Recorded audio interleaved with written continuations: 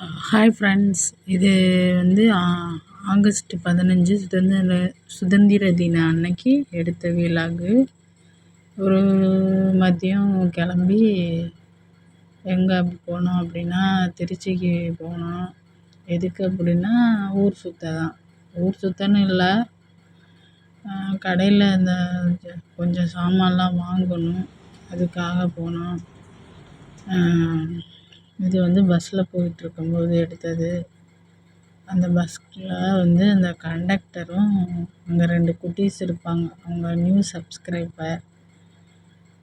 அவங்கள காட்டுறேன் பாருங்கள். அவங்க இந்த வீடியோ வரும்னு எதிர்பார்ப்பாங்களா என்னன்னு தெரில, எதிர்பார்க்கலாம். லேட் ஆயிடுச்சு போஸ்ட் பண்ணால். இந்த 2 குட்டீஸுங்க அவங்களுக்கு ரொம்ப ஆர்வம் வீடியோவில் வர்றதுக்கு. அதனால் அவங்கள பஸ்ஸில் நான் என்ன பண்ணேன், வீடியோ எடுத்தேன். இவங்க தான் அந்த கண்டக்டர். அவங்கள்ட்ட சொன்னேன், வீடியோவில் உங்களை காட்டுறேன் பாருங்கள் அப்படின்னு சொன்னேன், வீடியோவில் வருவீங்கன்னு. சரி எடுத்து சத்திரம் பஸ் ஸ்டாண்டில் இறங்கியாச்சு. சத்திரம் பஸ் ஸ்டாண்டுக்கு வந்து இறங்கி அங்கே தெப்பக்குளம் பஸ் ஏறுறதுக்காக போயிட்டுருக்கோம். என் ஹஸ்பண்டும் கூட வந்தார். ஆனால் அவருக்கு இந்த வீடியோலலாம் நான் அப்லோட் பண்ணுறது சுத்தமாக பிடிக்கல. அதனால் அவரை நான் எடிட் பண்ணிட்டேன் வீடியோவில். நான் தான் கேமரா பிடிச்சிட்டு போயிட்டுருக்கேன் வீடியோ எடுத்துகிட்டு. முன்னாடி பழைய சத்திரம் பஸ் ஸ்டாண்டு அப்படி வேறு இருந்துச்சு நான் காலேஜெலாம் படிக்கும்போது. இப்போ வந்து பஸ் ஸ்டாண்டை நல்லா நீட்டாக கட்டிட்டாங்க, நியூ பஸ் ஸ்டாண்டு. அப்புறம் வந்து இறங்குனோன்னே ஒரே பசி. மணி 2 மணிக்கு மேலே. சரி சாப்பிட்டுட்டு போகலாம் எங்கேயாச்சு அப்படின்ட்டு அங்கே தெப்பக்குளத்தில் மெயின் போத்தீஸ்க்கு எதிர்த்தாப்புல ஒரு பிரியாணி கடை இருக்குது. சரின்ட்டு போனால் பாருங்கள், வெறும் எலும்பு தான்.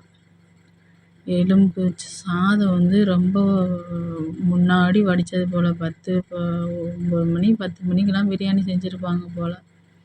அந்த பிரியாணியை போட்டாங்க. அப்புறம் அவங்கள்ட்ட கேட்டுட்டு இது மாதிரிலாம் பண்ணாதீங்கன்னு சொல்லிவிட்டு அப்புறம் வந்தாச்சு.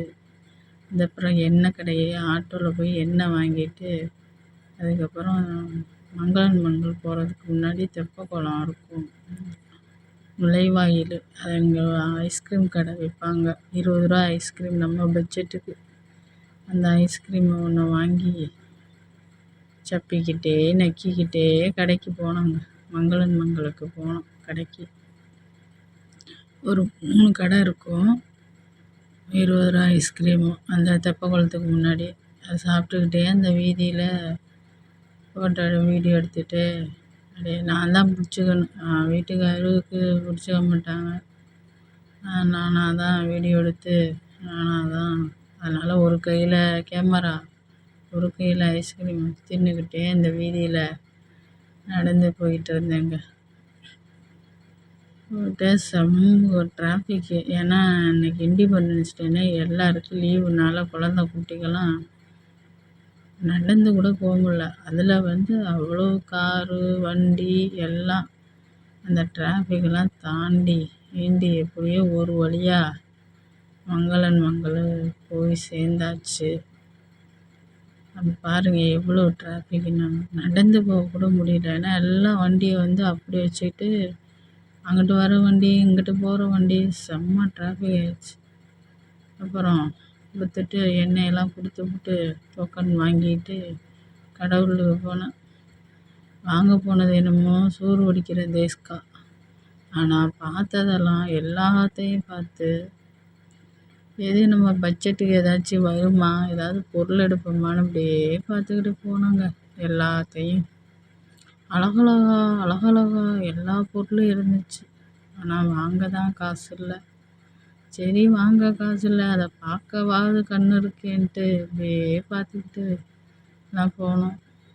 எங்கள் வீட்டில் ஹாட் பாக்ஸ் பழசாயிடுச்சு. வாங்கலாமான்னு பார்த்தா ஒரு ஹாட் பாக்ஸ் 800 ரூபா 900 ரூபா சொல்கிறாங்க.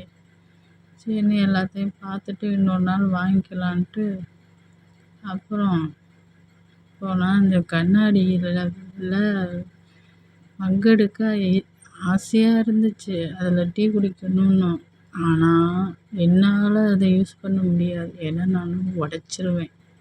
அது இன்னும் பயந்துட்டு வாங்கலான்னு எடுத்து பார்த்தேன், வச்சுட்டேன். என்னோட பழக்கம் உடச்சிருவேன்ட்டு.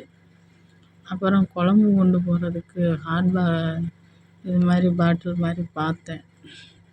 அங்கே சொன்னாங்கன்னா குழம்பு 1 டம்ளர் கூட இருக்காது, அதுக்கு 985 ரூபான்னாங்க.